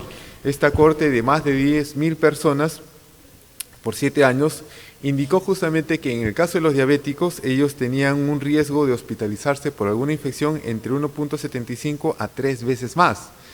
Y si nos fijamos en el caso de la muerte, el riesgo de muerte justamente en ellos, por ejemplo en los pacientes hospitalizados por infección del tracto urinario, era prácticamente 4 veces mayor en comparación con las personas que no tenían diabetes.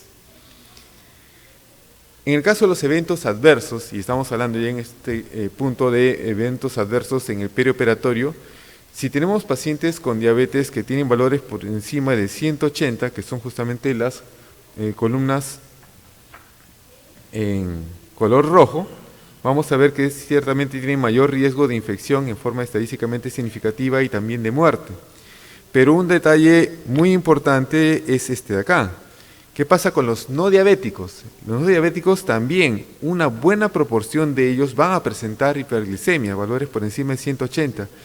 Y fíjense que esto llega a ser incluso mayor si lo comparamos con la proporción de pacientes con diabetes, ¿ok?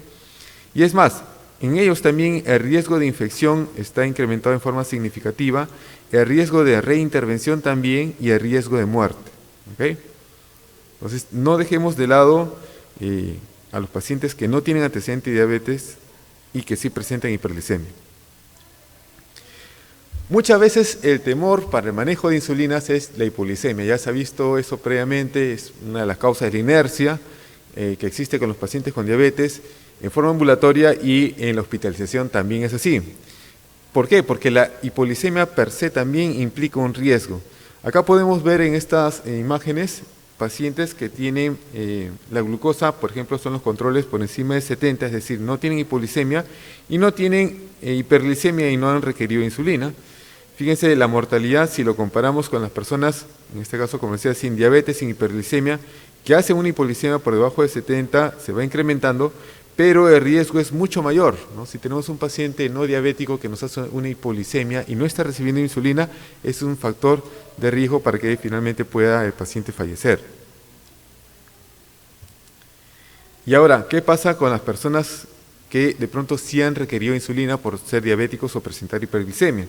Ahí vamos a ver que en el caso de los controles, obviamente es mayor el riesgo de mortalidad comparado con los no diabéticos sin insulina, pero si ahora comparamos los que tienen glucosas por encima de 70 versus los que han tenido la glucosa por debajo de 70, vamos a ver que el riesgo es mayor, pero sobre todo el riesgo es mucho más alto en estos pacientes si tienen una hipoglicemia severa. Estamos hablando de una glucosa por debajo de 40. Entonces, regresando otra vez a la guiada de enero de este año, vamos a definir hiperglicemia en pacientes hospitalizados si tienen una glucosa en sangre mayor de 140. Hipoglicemia en los pacientes hospitalizados también se va a clasificar, igual que en forma ambulatoria, de acuerdo a la concentración de glucosa en sangre y al correlato clínico. Nivel 1 si tiene menos de 70 y mayor o igual de 54, nivel 2 si tiene menos de 54 y el nivel 3 que es la hipoglicemia severa que conocemos, donde hay una alteración del estado mental o físico que requiere justamente la asistencia para el tratamiento de la hipoglicemia. Y acá algo muy importante, fíjense que recomienda la ADA.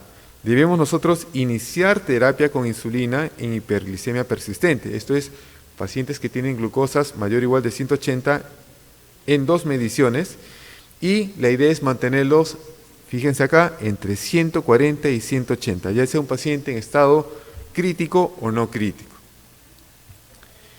Antes de continuar tenemos que recordar que en condiciones normales, una persona sin diabetes, siempre produce una secreción basal de insulina, es decir, en la noche no es que el cuerpo no produzca insulina, sí produce una cantidad mínima incluso de insulina y claro, con cada comida hacemos picos de insulina, esto se encarga de nuestro páncreas.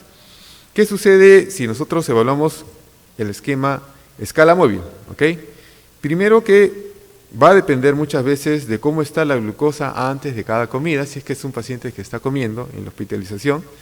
Y es más, asumiendo que se reciba insulina o se le indique insulina o reciba el paciente insulina antes de cada comida, de todas maneras va a haber un periodo en la noche donde el paciente va a estar, por decirlo así, sin efecto de ninguna insulina y hay riesgo de que presente hiperglicemia en la mañana. Por eso es que aparece el esquema basal-bolo, donde como vamos a ver más adelante en detalle, el 50% de la dosis que nosotros calculemos para todo el día va a ir en una insulina basal y antes de cada comida va a ir también una cantidad de insulina rápida o ultra rápida, el 50% restante que calculamos dividido en 3 dosis. Lo que sucede es que muchas veces tenemos el temor porque el paciente de pronto no va a comer o está comiendo menos y frente a esto es que se planteó la forma, por decirlo así, híbrida, que es el esquema basal plus, donde nosotros vamos a indicar una insulina basal, pero adicionalmente vamos a dejarle una escala de corrección con una insulina rápida o ultra rápida, dependiendo de cuánto tiene de glucosa antes de cada comida. Ahora, si vamos a enfrentarlos, por decirlo de una manera, el esquema escala móvil versus el basal-bolo, vamos a ver qué dicen justamente 2 revisiones sistemáticas que han salido publicadas. La primera en el año 2017 por Christensen, y el primer aspecto que vamos a evaluar es el control de glicemia. ¿Qué encontró esta revisión sistemática? Que en promedio el esquema basal-bolo consigue una reducción de más o menos 18 miligramos por decilitro en promedio de glucosa frente a la escala móvil, es decir, con un basal-bolo vas a conseguir un mejor control de glicemia. Algo similar también se encontró al año siguiente en otra publicación, pero esto ya del grupo Cochrane, del doctor Colunga. Y fíjense que en general, cuando analizan ya un poco más en detalle, pero el global nos dice que también hay una reducción de 14 miligramos por decilitro de la glucosa en promedio cuando utilizas este esquema basal-bolo frente a la escala móvil, y esto es, de nuevo, estadísticamente significativo.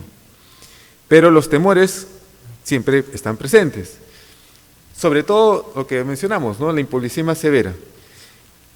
En esta revisión sistemática del 2017 de Christensen, lo que se vio es que sí es cierto, hay una mayor tendencia a que se presente hipoglicemia severa en los pacientes que están en el basal-bolo, pero ojo, esta diferencia no fue estadísticamente significativa. Y algo similar en la publicación Cochrane del 2018. De nuevo, hay una ligera tendencia a mayor riesgo de hipoglicemias severas con el esquema basal-bolo, pero, como les digo, no es una diferencia estadísticamente significativa. Queda de todas maneras el temor de qué pasa con esta tendencia. Entonces evaluaron lo que era estancia hospitalaria. No hay gráfico en la publicación 2017, pero el texto nos dice que no encontró diferencias en cuanto a la duración media de la estancia hospitalaria entre los dos grupos. Y en el 2018 también encuentra prácticamente lo mismo. En el global no hay una diferencia que sea estadísticamente significativa, es decir, no porque el paciente de pronto tiene mayor tendencia de hipoglicemia severa, aumenta la estancia hospitalaria. Pero quizás lo más importante es esto, ¿no? La mortalidad. Entonces, fíjense que en el caso del esquema basal-bolo versus la escala móvil, no hay una diferencia que sea estadísticamente significativa. En otras palabras, no hay que tenerle miedo al esquema basal-bolo, porque no es que el paciente va a hacer más hipoglicemias severas o que va a tener mayor mortalidad. Eso no es así. Más bien vamos a conseguir un mejor control. Y de ahí las recomendaciones también del ADA, ¿no? ¿Qué nos dice? Fíjense, en pacientes hospitalizados que no están en estado crítico y que tienen pobre ingesta oral o que no reciben nada por vía oral, se recomienda una insulina basal o un esquema de insulina basal con bolos de corrección, más o menos lo que es el basal plus. Ahora, si tenemos un paciente hospitalizado que no está en estado crítico, que tiene buena ingesta oral, lo que se recomienda es un esquema basal bolo con una posibilidad de corrección de insulina. Ya hacen hincapié en esto, ¿no? Ellos desaconsejan, o sea, no recomiendan para nada el uso del esquema de escala móvil en el ámbito hospitalario en forma continua. Es decir, solamente manejar un paciente con escala móvil no es lo recomendable. Sin embargo, hace un par de meses, la Sociedad de Endocrinología de Estados Unidos sacó esta publicación de cómo es el manejo de hiperglicemia en pacientes adultos en áreas no críticas. Y fíjense algunos detalles que vamos a ver. Si tenemos un paciente adulto, dice, sin antecedente de diabetes, que está en una área no crítica y que tiene una hiperglicemia definida por una glucosa mayor de 140, lo que plantean es que podría iniciarse una terapia con insulina correctiva, es decir, una escala móvil. ¿Ok? ¿Cuál es la meta? Que llegue el paciente de 100 a 180. Ya hay una diferencia en comparación a la de ahí también. Pero eso sí, hacen hincapié que si ustedes van a iniciar este esquema de escala móvil en el paciente y ustedes en las primeras 24 horas se encuentran hiperglicemia persistente, es decir, 2 o más mediciones de glucosa por encima de 180, lo que debería pasar es cambiar. Ya no pueden seguir con la escala móvil, tienen que pasar a un basal plus o un basal bolo. Ahora, si tenemos un paciente que ya tiene antecedente de diabetes y que ha estado con dieta o medicamentos y que no ha estado recibiendo, ojo, insulina antes de la hospitalización, ahí te dicen dos opciones. Puedes utilizar la escala móvil o una escala basal bolo o basal plus para mantener de nuevo la glucosa entre 100 y 180. Cuando han decidido, de nuevo, la escala móvil, lo que tienen que ver es si es que el paciente está presentando hiperglicemia persistente o no, porque en ese caso, lo mismo, tenemos que pasarle un basal plus o un basal bolo. Eso sí, dicen que si nosotros tenemos un paciente diabético con antecedente de uso de antidiabéticos o dieta, si ya de arranque tiene un valor por encima de 180, tenemos que pasarlo sí o sí o un basal plus o un basal bolo. ¿Ok? Y en los pacientes diabéticos que han estado recibiendo insulina antes de la hospitalización, tiene que mantener el tratamiento con insulina y se tiene que modificar y ajustar en función al estado nutricional del paciente, a la gravedad y de pronto algunas comorbilidades que tenga. De nuevo, la meta es tenerlo entre 100 y 180. La mayoría de veces tenemos que bajar la insulina basal que recibe el paciente en un 10 a 20%. Ahora, me he permitido rápidamente presentarles y hacer una adaptación utilizando como un diagrama de flujo de lo mismo, pero ya gráficamente para que se quede un poco más claro. Paciente sin diagnóstico previo de diabetes que presenta una glucosa mayor de 140, ¿qué plantea? Escala móvil. Pero eso sí, tenemos que ver si en las siguientes 24 horas tiene 2 o más medidas de glucosa mayor o igual de 180. Si no la tiene, podría seguir tranquilo con su escala móvil. Pero si la tiene, ya ese paciente tiene que pasar a basal plus o basal bolo. Paciente diabético que ha estado con dieta o tratamiento no insulínico, tiene que fijarse cómo está la glucosa al ingreso. Si tiene mayor o igual de 180, Basal Bolo o Basal Plus, sí o sí. No tiene más de 180. Ok, puedes utilizar escala móvil o puedes utilizar el Basal Plus o Basal Bolo. Y de nuevo, si arrancaste esa escala móvil, fíjate en las siguientes 24 horas. Cada 24 horas tienes que estar evaluando al paciente. Si te hace 2 o más mediciones por encima de 180, entonces tienes que de pronto pensar en Basal Plus, pero si no es así, podría todavía seguir con Basal Bolo. Y lo que decía, ¿no? Si es un paciente que ya está con insulina, utilizar un Basal Plus, Basal Bolo, haciendo los ajustes necesarios. Otra recomendación muy importante es que la insulina debe administrarse utilizando protocolos que estén escritos, o si es de pronto un centro donde todo es virtual, que esté en la computadora, que esté validado y que permita justamente los ajustes predefinidos, y eso en función de cómo están los valores de glicemia. Es más, no solamente debería quedarse a nivel del médico, sino también debería de socializarse con el resto del personal no médico. Y acá les traigo algunos ejemplos. Ojo, no son los únicos, ¿ya? Son diferentes esquemas. Si ustedes buscan en escala móvil van a encontrar diferentes maneras. Esta, por ejemplo, es la que utilizó el doctor Umpierres cuando realizó el estudio RABBIT-2 en el año 2007. ¿Okay?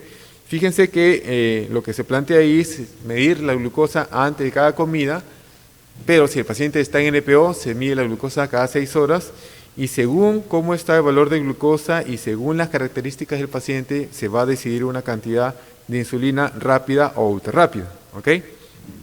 Esto no es algo fijo.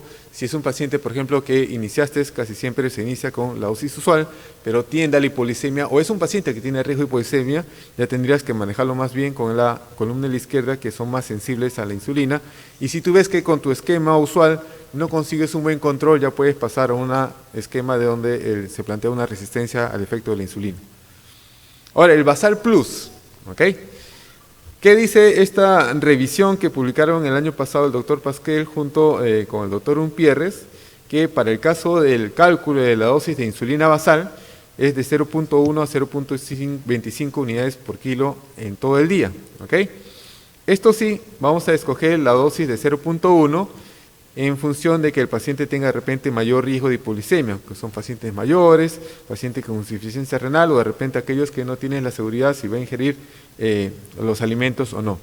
Y puedes utilizar un análogo de insulina basal en una sola dosis, o si no tienen esos hospitales, también se puede utilizar tranquilamente la insulina NPH en 2 dosis.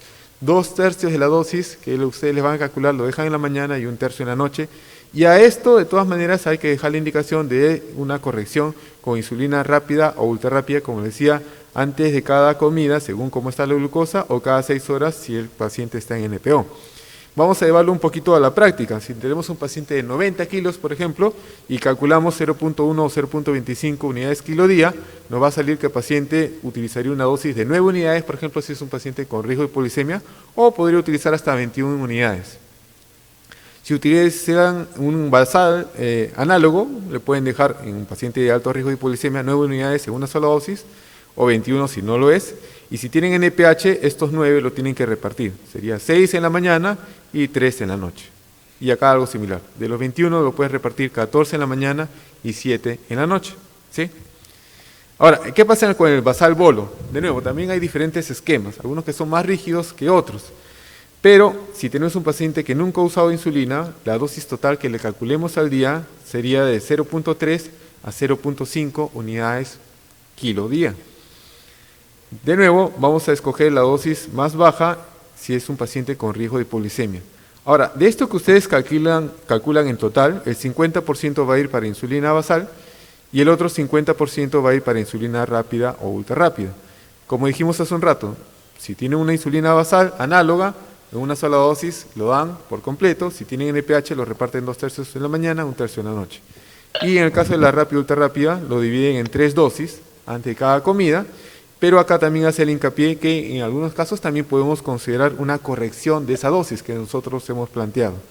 De nuevo, si le vamos a la práctica, supongamos que tenemos un paciente de 60 kilos. Si calculamos 0.3 a 0.5, sería de 18 a 30 unidades que el paciente podría recibir. ¿Ok?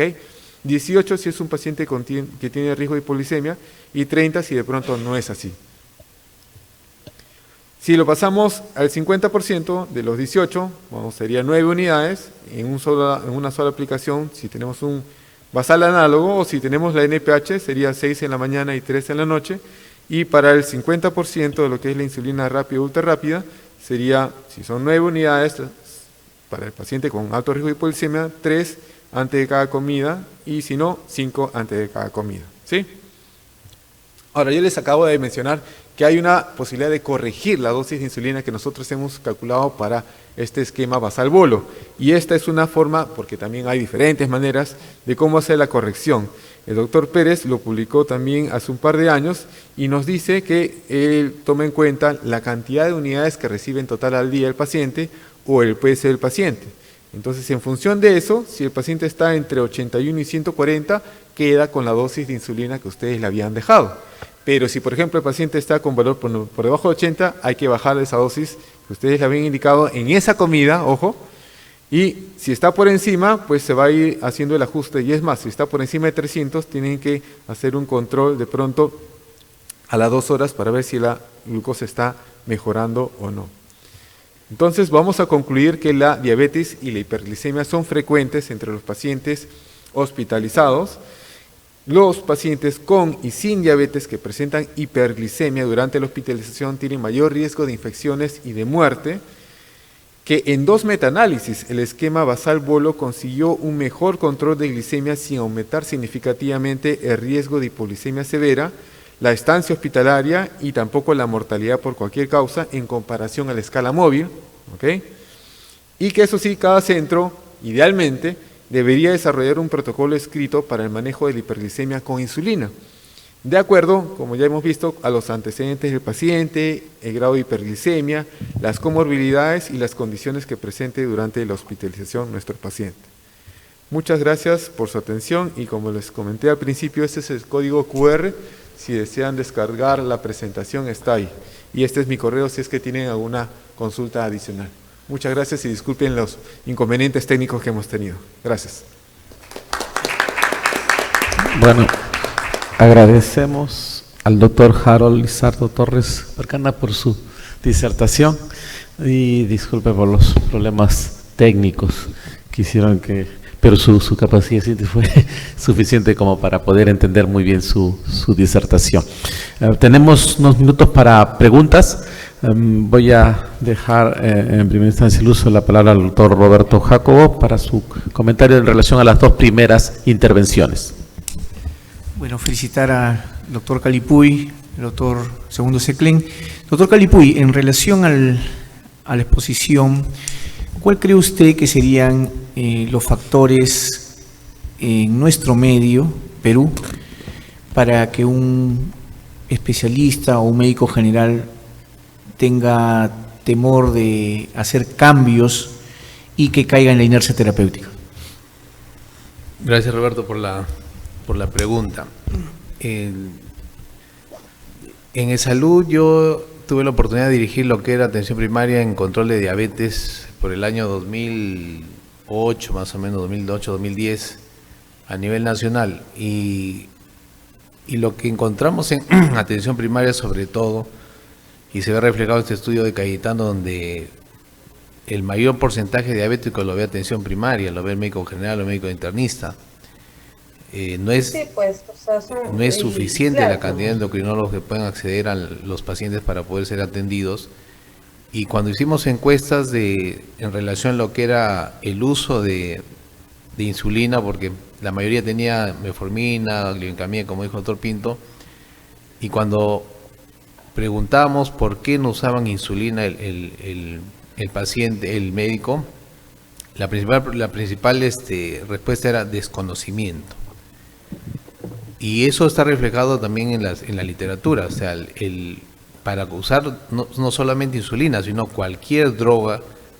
Hoy día nos han presentado drogas nuevas, combinaciones, ha aparecido un nuevo grupo farmacológico. Lo primero que tenemos que hacer como profesionales es conocer la droga. Y yo siempre digo a mis alumnos, es fácil conocer el beneficio de la droga. Lo que nosotros no nos preocupamos es conocer el riesgo y los eventos adversos que puede tener esa droga. Son 2 caras de una medicación, tanto el beneficio como el riesgo. conociendo esas dos variables, uno se vuelve experto ya con su práctica. Entonces el principal problema que tenían los médicos de provincias, de zonas alejadas, que a eso le sumamos que no hay dosaje de hemoglobina glicosilada, era el desconocimiento de la droga. Doctor, no sé con cuánto iniciar. El doctor Lizardo daba unas pautas, pero pareciera sencillo, pero no es sencillo. O sea, ¿con cuánto inicio? Y bueno, no hay opciones, solo NPH. Y eso hace que el médico no se sienta en confianza de usar la insulina, ¿no? Entonces, yo pienso que la principal variable que deberíamos manejar a nivel institucional es la educación. Muchos de ustedes acá, como digo, vienen, reciben la información y aplican, pero ¿cuántos profesionales de atención primaria no acceden a los congresos, no acceden a la capacitación? Y eso es un gran reto que tenemos como instituciones múltiples, tanto en MINSA como en salud.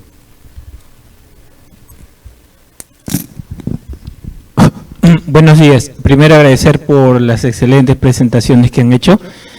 Quería saber, se ha visto que con lo que han presentado hay pacientes que no tienen la opción por diversos motivos de un control de hemoglobina glicosilada y se ve el énfasis que se tiene que ver para optar por el tratamiento, la progresión del mismo. Y quería saber qué tanto, digamos, es la estandarización de la prueba en relación a una prueba de MINSA, salud o en un área, digamos, particular, ¿no? Dependiendo. Gracias. ¿Le contesto? ¿O Miguel? Pregunta para el doctor. ¿Cualquiera? Cualquiera, ya. Bueno, en relación a lo que es el control de hemoglobina glicosilada, bueno, es un problema muy serio, ¿no? Hemos tenido pacientes que están con glucosas de 300 y la glicosilada en 5, 6 y al revés. Tenemos pacientes bien controlados y salen con glicosiladas altas. Entonces la estandarización es un problema muy serio a nivel de lo que es laboratorio, ¿no? Y yo a veces le digo a los alumnos, a veces cuando hemos ido a hacer capacitaciones, que no solamente es la glicosilada la variable que uno debe controlar. O sea, tenemos el automonitoreo de glucosa. Deberíamos fomentar el automonitoreo. O sea, no hay mejor valor en nuestro medio, ¿no? Obviamente en nuestro medio local la variabilidad de glicosilada es muy, muy alto. Entonces, nuestra mejor herramienta que tenemos es el automonitoreo. Es más fácil hacer recomendaciones o cambios con un control de glucosa, ya sea en ayunas, postprandial, que a tener una sola glicosilada. Va a depender mucho de sus laboratorios, de la confianza que tengan para poder, si hay correlación entre lo que es el automonitoreo con la glicosilada, obviamente que uno tomaría la glicosilada como referencia. Pero si no hay esa correlación, mejor háganle caso al control de glicemia. Pero significa comprarse un glucómetro, capacitarlo para que se estén haciendo los controles. A veces nos traen las glucosas después de que se aplica la insulina o después que toman desayuno, y esos no son valores que son reales para poder hacer cambios. Entonces significa controlarse la glucosa en ayunas, 2 horas postprandial en secuencia, y esos valores son más reales que la glicosilada, que es a veces mal tomada. Ok, muchas gracias, doctor. Si hubiera alguna pregunta en el auditorio, en relación a la titulación de insulina en la consulta ambulatoria, sabiendo que la tremenda escasez bueno, en general de médicos especialistas en provincia y más aún de los endocrinólogos, donde uno quisiera tener en cada provincia, en cada región. Esta titulación de insulina en la consulta ambulatoria, el tema, dirigido más hacia el médico del primer nivel de atención, ¿qué puntos claves, qué key points deberíamos mencionar para que se pueda aplicar? Y lo otro es, claro, la insulina titulable va a requerir de una glicemia o de un control de glucosa. Es recomendable que los pacientes, en realidad, sabiendo el nivel cultural, educativo de nuestros pacientes, sea lo mejor un glucómetro. En realidad es lo que se recomienda. Gracias, doctor.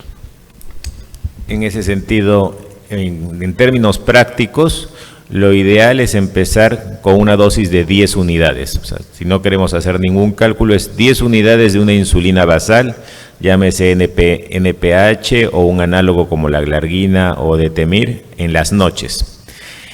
Y la titulación tiene que ser basada en objetivos. Y lo más práctico es plantearnos el objetivo de la glucosa en ayunas, que ese valor siempre oscile entre 100 y 130. Para eso, suficiente medirse la glucosa en ayunas a por lo menos 2 o 3 veces a la semana e ir aumentando de 2 en 2. Ahora, y eso lo hemos visto con la pandemia, la teleconsulta, los pacientes a través del WhatsApp o del mensajes de texto pueden ir enviándoles los resultados de sus valores de glucosa en ayunas e ir subiendo la dosis. Cuando uno llega a una dosis de 30 unidades por día, o se acerca a la dosis de 0.5 unidades por kilogramo por día, existe riesgo de hipoglicemia. A veces llegamos a 0.7 unidades por kilogramo por día y eso de todas maneras va a producir un episodio de hipoglicemia. Entonces, cuando ustedes tengan una dosis de 30, hayan titulado hasta 30, lo mejor es partir la dosis si es que es una NPH. 2/3 partes en la mañana y 1/3 parte en la noche. O sea, en términos prácticos, 20 en la mañana, 10 en la noche. Lo ideal es contar con un glucómetro, ¿no? Para que el paciente primero controle la glucosa en ayunas entre 100 y 130 sin hipoglicemias. En otras realidades, lo que se está recomendando es la colocación de un monitor continuo de glucosa, un flash, que es un aparatito que ya está disponible en nuestro país, es un sensor y eso les permite la generación de curvas. Es como un monitoreo continuo de glucosa, pero intermitente. Eso también está disponible acá en Lima y en las principales ciudades de nuestro país. Y como bien mencionó el doctor Calipuy, lamentablemente no tenemos disponibilidad a veces de tecnología como la hemoglobina glicosilada, pero el método estándar, y siempre fíjense, es el HPLC, cromatografía líquida de alta performance, que son las máquinas Roche Biorad. Entonces la mayoría de nuestros laboratorios cuentan con eso. Y si no cuentan porque estamos alejados, como dijo el doctor Calipuy, glucómetro. En la medida de lo posible, un perfil de 7 controles. No es como un monitoreo. En ayunas, antes de cada comida, después de cada comida y antes de acostarse, e inclusive uno a las 3 de la mañana. Y solamente un comentario muy pequeño, el costo. El costo es una limitante en la mayoría de nuestros pacientes. Entonces, más o menos, vean que un frasco de insulina NPH con 1000 unidades debe estar alrededor de 40 soles. Un lapicero de una insulina, un análogo de insulina de primera generación debe estar alrededor de 70 soles, solamente 300 unidades. Y estas combinaciones fijas que les mencioné de insulina con lixisenatide, un lapicero debe estar alrededor de 220, 240 soles. Entonces, siempre hay que tener en cuenta el contexto familiar, social y de soporte de nuestros pacientes antes de pensar en estos nuevos tratamientos. Muchas gracias. ¿Alguna pregunta? Yo quisiera aprovechar al doctor Lizardo Torres en relación a los pacientes hospitalizados y esto de la escala móvil. Creo que es el común en los hospitales ofrecer la cena temprano, ¿no? Le dan la cena a las 5 de la tarde y si consideramos de ahí el paciente tiene más de 12 horas de ayuno. ¿Cómo resolver este problema? Y la otra pregunta es en relación a la insulina basal que ha mencionado. ¿En qué momento debe aplicarse? ¿En la mañana o en la noche? Sí, muy buenas preguntas. Lo que pasa es que en el caso de las insulinas análogas, en sí se puede utilizar en cualquier momento del día, dice. Se puede aplicar en la mañana o en la noche. La mayoría de protocolos se han hecho en la noche, ¿ok? Y es más, se suele utilizar la aplicación en la noche. Pero a veces es cuestión de conversar con la enfermera y ver, porque es un equipo finalmente, ¿no? A veces a las enfermeras se les es más práctico que lo coloques en la mañana. Entonces es cuestión de ver cuál es la mejor manera dentro de cada centro, pero los análogos se pueden colocar a cualquier momento del día, ¿ya? La NPH, eso sí, antes del desayuno 2/3, y claro, ahí viene el tema, ¿no? ¿A qué hora lo coloco a la insulina NPH? Porque en teoría, lo vamos a partir en 12 horas, si lo colocaran a las 8 de la mañana, tendría que ser como a las 8 de la noche, pero esa hora que la gente habitualmente cena en la casa no está cenando en el hospital, ¿no? Entonces, en esos casos, a veces lo que hacemos lo pasamos a las 10 de la noche. Pero entre las indicaciones incluimos que el paciente diabético, si hay este inconveniente, debería recibir una colación o un adicional, un snack, a las 10 de la noche. O sea, dentro del cálculo total de la dieta que hemos considerado, una pequeña fracción va de todas maneras a las 10 de la noche, si es que le vamos a dejar, por ejemplo, la insulina NPH en la noche. Porque si no le damos nada y le colocamos las 10 unidades, o perdón, la dosis que le toca del NPH en la noche, sí es probable que el paciente pueda hacer hipoglicemia. Y no es lo que nosotros justamente queremos. Doctor Yumpo, si me permite unas palabras. ¿Alguna pregunta, por favor? Sí, doctor Yumpo, tengo Bueno, me permite unas palabras. De no ser así, en realidad es bastante complejo. Y de repente podemos haber salido más papados en relación a la variedad, a toda la gama, a lo que el doctor ha mencionado en relación al monitoreo continuo de glucosa, que creo que es lo ideal ahora. ¿Qué comentarios brevemente sobre la hemoglobina glicosilada? Considerando que es un promedio, ¿no? A veces hemoglobina glicosilada lo más importante. No necesariamente, hay que interpretar bien, es un promedio. Y estos son picos, que a veces en algunos pacientes son bien amplios, en otros son más cortos, y entonces también hay que darle, bueno, su valor, pero el que se merece. ¿Qué opinión al respecto, doctor? Quería hacer un par de comentarios. Claro, actualmente estoy trabajando. Si ustedes revisan los guías, el tema de la decisión en cuanto a la terapia, y no solamente para insulina, sino con los otros tipos de antidiabéticos, muchas veces se rige en función de cómo está la hemoglobina glicosilada. ¿Sí?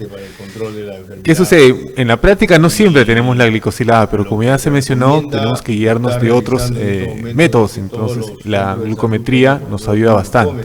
¿Okay?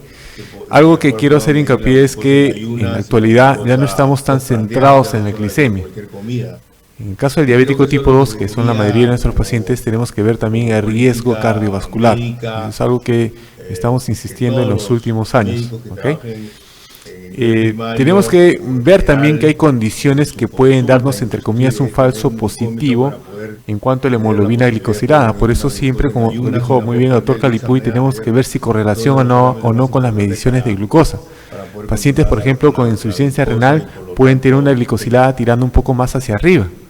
Entonces, claro, el paciente te trae una glicosilada un poco alta y uno quiere ajustar la dosis, pero si no tienes ninguna medición de glucosa, lo que podríamos estar haciendo más bien es, como dijo el doctor Miguel Pinto, estamos de pronto sobredosificando o sobrevasalizando al paciente y por ahí que nos va a hacer hipoglicemias.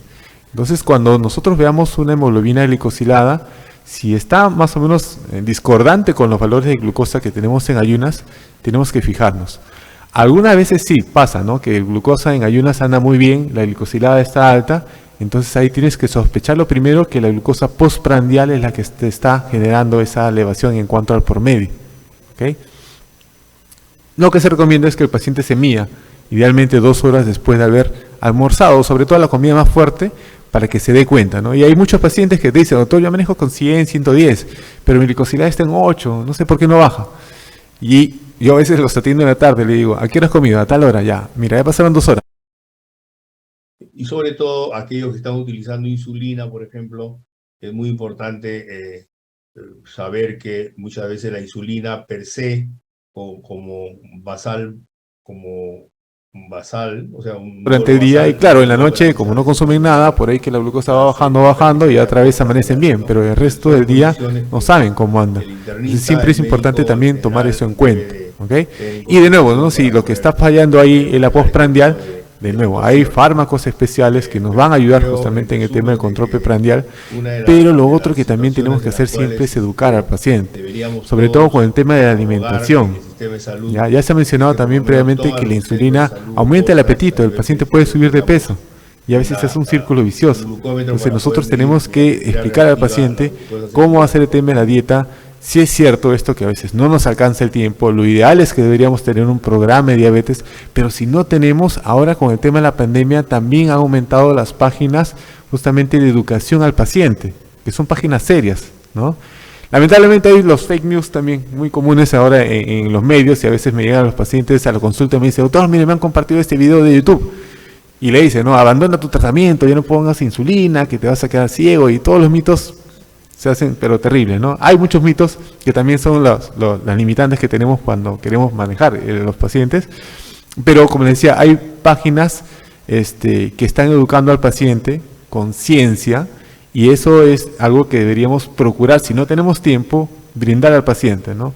Yo a veces a los pacientes les digo, mira, hay unos folletos con códigos QR y ahora todos los celulares prácticamente leen el código QR, entonces automáticamente entran a estas páginas y el paciente ya sabe cómo se va a poner la insulina, si es que necesita ponerse insulina, cómo hacer el tema de la alimentación, cómo el tema de la actividad física. Entonces hay que buscar, como les decía, siempre la manera de que el paciente se enriquezca y que nos ayude, porque en el manejo de la diabetes otra cosa muy importante es que no todo es responsabilidad del médico. El de los pacientes es 50-50, 50% es responsabilidad mía, pero el otro 50% es tu responsabilidad.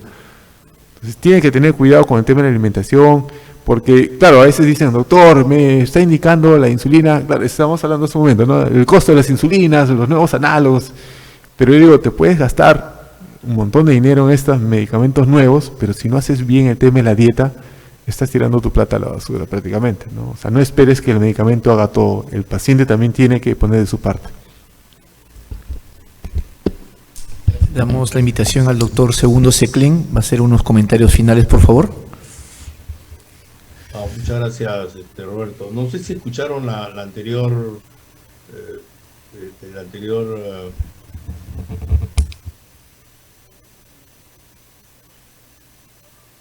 ¿Se me escucha ahora?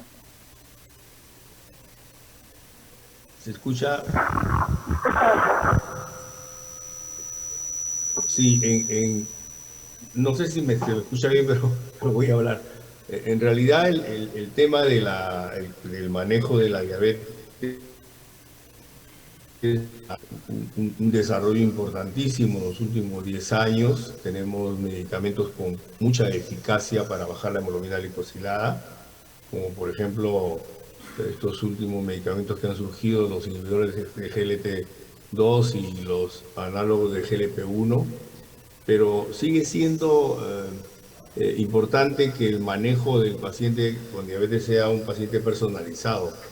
Más aún, sobre todo, lo que ha surgido últimamente, la nueva clasificación fenotípica de los pacientes con diabetes tipo 2 del grupo sueco, en el cual identifican pacientes que tienen más insulinoresistencia que otros pacientes, sobre todo los que están relacionados al síndrome metabólico, en el cual, por ejemplo, las glitazonas o la metformina son los medicamentos más importantes a utilizar.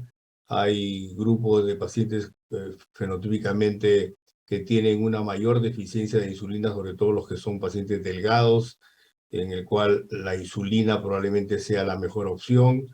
Hay pacientes que hacen la enfermedad por edad, ¿no? Y finalmente hay pacientes que tienen obesidad como parte de la fisiopatología de la enfermedad. Son 4 grupos que están ahora bastante bien definidos y que creo que hay que reconocer porque cada uno de ellos tiene un tratamiento mejor que otro en relación a los medicamentos que existen.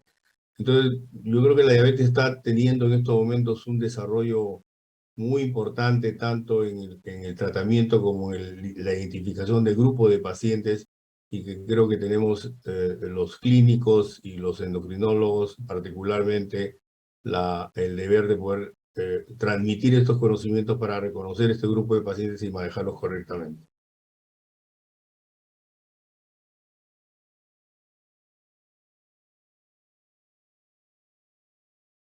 Ponentes, el doctor Juan Manuel Calipuy, doctor Segundo Seclen Santisteban, doctor Miguel Pinto y doctor Lizardo Torres por sus excelentes disertaciones. Gracias a ustedes.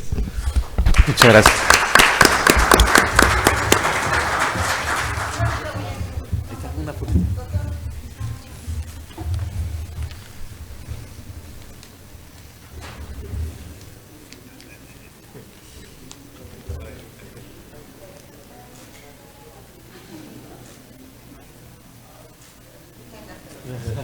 Muchas gracias. Gracias, doctor. Muchas gracias. Muy buena.